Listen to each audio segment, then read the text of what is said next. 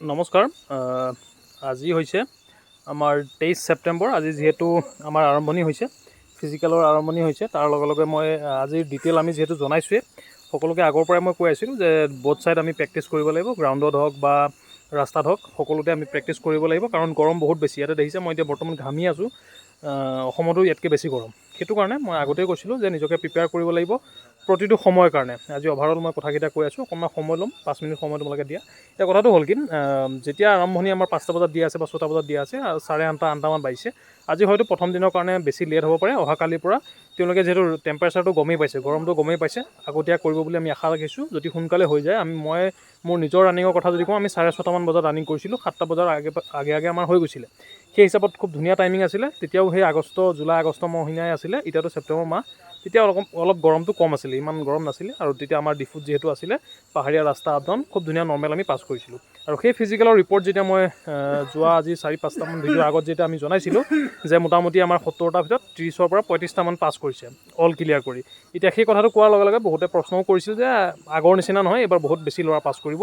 কিন্তু অভাৰঅল আমি যদি বৰ্তমান আজিৰ যদি ৰিপৰ্টটো চাওঁ, তেন্তে মোটামুটি সিমানেই, 40ৰ পৰা 50% মোটামুটি পাছ কৰিছে। হাইট চেষ্টত বেছি ফেইল কৰিছে আৰু ৰানিঙতো ফেইল কৰিছে। ৰানিঙত ফেইল কৰাৰ কাৰণ অত্যন্ত গৰম আৰু বহুতে প্ৰেক্টিছ নকৰাৰ কাৰণে হয়তো হ'ব পাৰে।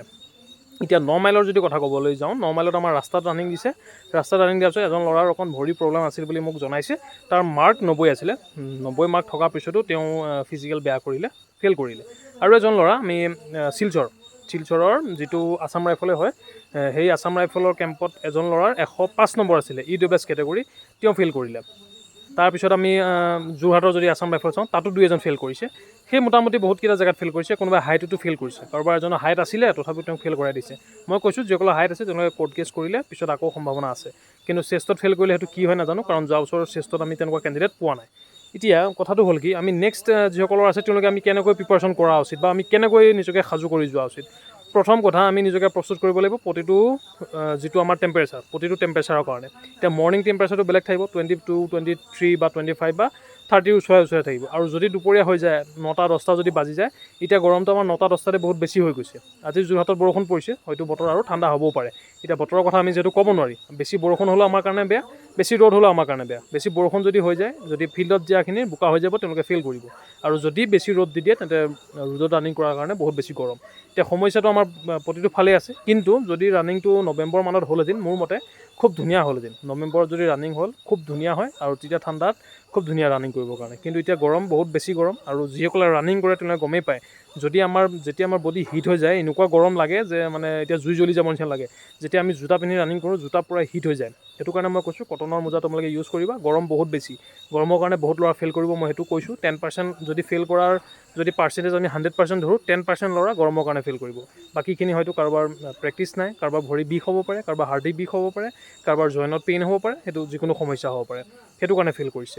এতিয়া অভাৰঅল যদি আমি চাওঁ, গোটেইকেইটা চেণ্টাৰ মিলাই মোটামুটি মই কোৱা নিচিনাই 50%ৰ ওচৰে পাজৰে পাছ কৰিছে। ইয়াৰ পিছত মেডিকেল আৰু টাফ হ'ব, কাৰণ এইবাৰ হাইট চেষ্টতো বহুত ল'ৰা ফেইল কৰিছে। আৰু সেই যিটো বহুতে প্ৰশ্ন যিহেতু কৰি আছিলে যে ইমান ল'ৰা পাছ কৰিব, সেনেকুৱা নহয়। মই আগতেও কৈছোঁ, যিমানটো তোমালোকে ইজি বুলি ভাবিছা, সিমানটো ইজি SSC GD ফিজিকেল নহয়। মই আগতেও কৈছোঁ, কাৰণ আমাৰ বাৰত আমি কৈছোঁৱেই 30ৰ পৰা 32 বা 33 মেক্সিমাম সেনেকুৱা পাছ কৰে, বা 36টামান পাছ কৰে 70টা বা 80টাৰ ভিতৰত। এইবাৰো সেনেকুৱা গ্ৰুপ আছে, ক'ৰবাত হয়তো বেছি কৰি দিছে, ক'ৰবাত হয়তো কম কৰি দিছে। সেই হিচাপত মোটামুটি 50%ৰ ওচৰে পাজৰে থাকিব।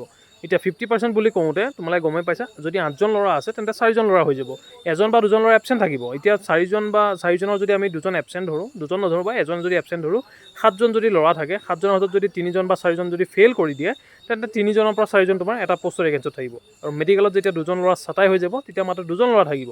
টোটেল পষ্ট যদি 3000 ধৰোঁ, 6000 ল'ৰা ফাইনেল মেৰিটৰ কাৰণে থাকিব, 3000 ল'ৰা আউট হ'ব, 3000 ল'ৰা ফাইনেল মেৰিটত গুচি যাব। সেইটো কাৰণে বহুতে বহুত ভয় খাই আছিলে যে ইমান নম্বৰ কাট অফ গৈছে, ইমান কাট অফ গৈছে। তেনেকুৱা কাট অফ এবাৰ হয়তো নাবাঢ়িবও পাৰে, বহুত বেছি কাট অফ ইনক্ৰিজ নহ'বও পাৰে। কাৰণটো কি, ভাল মাৰ্ক থকা ল'ৰাই ফিজিকেল বেয়া কৰিব বা মেডিকেল বেয়া কৰিব। এতিয়া মেডিকেলতো তোমালোকে এইবাৰ দেখা পাবা, মেডিকেল টাফ কৰিব, কাৰণ বহুত বেছি কেণ্ডিডেট, গৰমো বহুত বেছি। ডক্টৰজনে 2-3বাৰ চেক নকৰে, ডাইৰেক্ট ৰি-মেডিকেল লিখি দিব বা ৰিজেক্ট কৰি দিব। এইটো ডক্টৰজনৰ ওপৰত টোটেলি ডিপেণ্ড কৰে।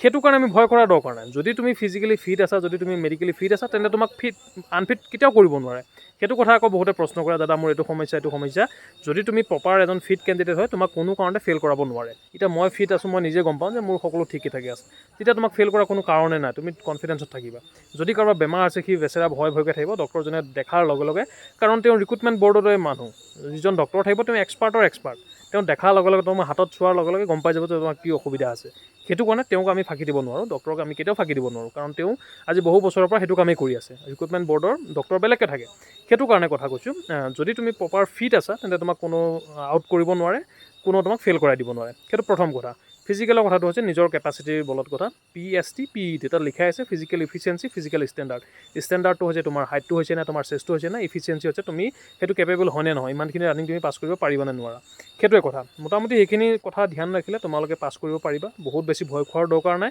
মই কাকো ডিমটিভেট কৰিবৰ কাৰণে নকওঁ মই যিটো কথা কওঁ সঁচা কথাটো কওঁ তাতে বহুতে ভাল পায় বহুতে বেয়া পায় সেই কথাটো লৈ আমাৰ কণ্ট্ৰভাৰ্চি হৈছিলে আৰু দুই এজনে মোক এতিয়া মেছেজো কৰিছে দাদা তুমি ঠিকেই কৈছিলা যে ইমান ইজি নহয় এতিয়া লগালগ সি মেছেজো কৰিছে দাদা তুমি কোৱা কথাটো এতিয়া সঁচা হৈছে বহুতে মোক সেই ভিডিঅ'টোত কমেণ্ট কৰিছিলে যে বহুত ল'ৰা পাছ কৰিব 100টা দিলে 90টা ল'ৰা অসমৰ পাছ কৰে কিন্তু এতিয়া তোমালোকে আজি গমেই পালা কিমান ল'ৰা পাছ কৰিছে আৰু কিমান ফেইল কৰিছে সেই হিচাপতে হ'ব ফিজিকেলটো এভাৰেজ সিমানেই আমি ধৰিব লাগিব 50 পৰা 60% যদি 8জন ল'ৰা আছে 4জন মেক্সিমাম 4জন বা 5জন ল'ৰা পাছ কৰিব আৰু এইখিনিৰ ভিতৰতে ফাইনেল মেৰিটত কম্পিটিশ্যন হ'ব তাৰ আগত মেডিকেলত ল'ৰা আউট হ'ব মোটামুটি এটা পোষ্টৰ এগেইনষ্টত 3জনমানকৈ হয়তো থাকিব পাৰে বা তাতকৈ হয়তো কমিও যাব পাৰে সেইটো আমি একজেক্ট এতিয়া ক'ব নোৱাৰিম কাৰণ এতিয়াও যিহেতু বাকী আছে মেডিকেলটো এতিয়া DV মোটামুটি হৈছে কিছু জেগাত ডকুমেণ্টবিলাক চেক কৰিছে ডকুমেণ্টবিলাক চেক কৰাৰ পিছতে তেওঁলোকৰ অহাকালিৰ পৰা মেডিকেল আৰম্ভণি হ'ব অহাকালিৰ পৰা হয়তো ব্লাড টেষ্ট হ'ব পাৰে এক্সৰে হ'ব পাৰে আৰু মোটামুটি 2 দিন সময় তেওঁলোকৰ লাগিব যদি ডকুমেণ্ট আজি গোটেইখিনি যদি চাই দিয়ে তেন্তে 2 দিন মোটামুটি লাগিব 23 তাৰিখৰখিনি 23 তাৰিখটো গ'ল 24-25 মোটামুটি 24-25 তেওঁলোকৰ শেষ হ'ব লাগে 26 তাৰিখে তেওঁলোকৰ ৰিলিজ হ'ব লাগে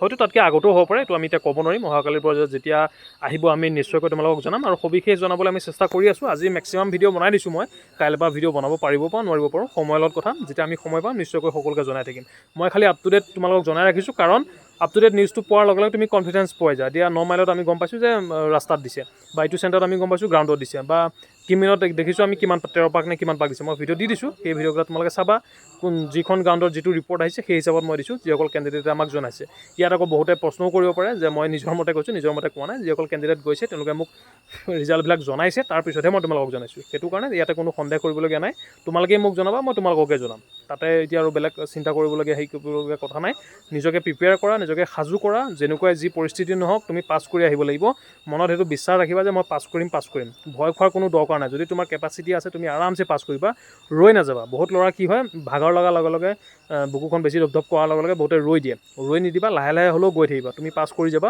24 মিনিট সময় খুব ধুনীয়া সময় আৰামছে 5 কিলোমিটাৰ ওলাই যাব যদি গ্ৰাউণ্ডত দিছে অকণমান জোৰ দিব লাগিব যদি ৰাস্তাত দিছে আৰামছে ক্লিয়াৰ হৈ যাব জাষ্ট তুমি কণ্টিনিউ কৰি থাকিবা ৰৈ নিদিবা কোনো ভুলতো ৰৈ নিদিবা এইখিনিয়ে সৰু সৰু কথা ধ্যান ৰাখিবা বাকী ফিজিকেলৰ মই প্লেলিষ্ট এটা বনাই দিছোঁ ফিজিকেল প্লেলিষ্ট বুলি সেই ফিজিকেল চেণ্টাৰকেইটা তোমালোকে প্লেলিষ্টবিলাক চাই ল'বা ক'ত কেনেকৈ কি ৰানিং হৈছে আৰু ডকুমেণ্ট সেই হিচাপত ৰেডি কৰি ল'বা জেৰক্সৰ কপি ৰাখিছে বুলি কৈছে গোটেই ডকুমেণ্ট চেক কৰিছে সেই হিচাপত নিজৰ ডকুমেণ্টৰ জেৰক্স কপি লৈ ল'বা গোটেই ফৰ্মেটবিলাক যেনেকৈ আছে হাইট চেষ্টৰ যি য'ত আছে গোটেইখিনি লগত ৰাখিবা আৰু অহাকালি যিসকল আছে তেওঁলোকক বেষ্ট অফ লাক পাছ কৰি পেলাই মোক জনাবা আজি 2-4জন পাছ কৰিছে মোক জনাইছে আৰু মই আশা কৰিম এনেকৈ আমি ভাল ৰিজাল্টখিনি পাই থাকিম আৰু অৱশেষত আমি ফাইনেল ৰিজাল্টত ফাইনেল মেৰিট লিষ্টত তোমালোকৰ নাম মই দেখা পোৱাটো বিচাৰোঁ আজি ভিডিঅ'টো ইমানেই আজি 23 তাৰিখৰ মই ফুল ৰিপৰ্ট তোমালোকক জনাইছোঁ আৰু যদি কিবা বাকী ৰৈ গৈছে আমি নিশ্চয়কৈ তোমালোকক জনাবলৈ চেষ্টা কৰিম আগন্তুক ভিডিঅ'বিলাকত থেংক ইউ শুভৰাত্ৰি